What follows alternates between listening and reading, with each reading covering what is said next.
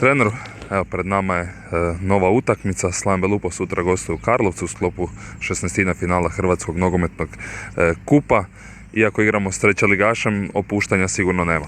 Pa ne bi smjelo biti kako opuštanje, zaista puno puta se pokazalo da su takve utakmice jako nezgodne.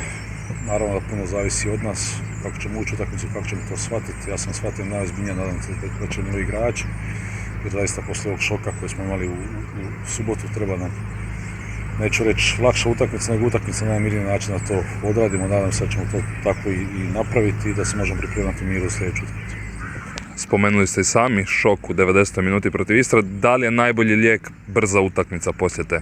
Hvala Bogu, život daje vrlo brzo nove prilike, a u nogometu još brže, znači da nemamo puno vremena razmišljati o tome.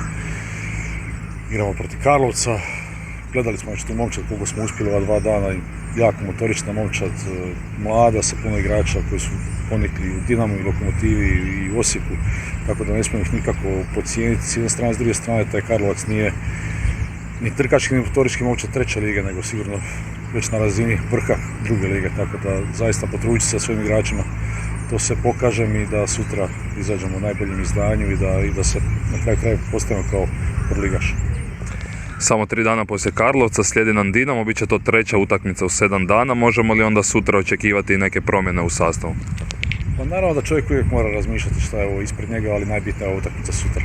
Napravit ćemo neke promjene, ne zato zbog nekog umora, mislim da toga ne smije biti, nego jednostavno pokazalo se utakmice, treba nam jednostavno širi kadar, treba nam igrači koji će nam promijeniti ritam kad uđe utakmicu. Za sad to nije bio nažalost slučaj, tako da neki će dobiti sutra priliku da se pokažu i ne samo da se pokaže, nego zaista ja kad pričam da bi trebali svi ti igrači, to nije floskula, nego to je zaista činjenica i ne govorim neistinu, tako da nadam se da će zaista sutra i zbog sebe i zbog svih nas biti na nivou.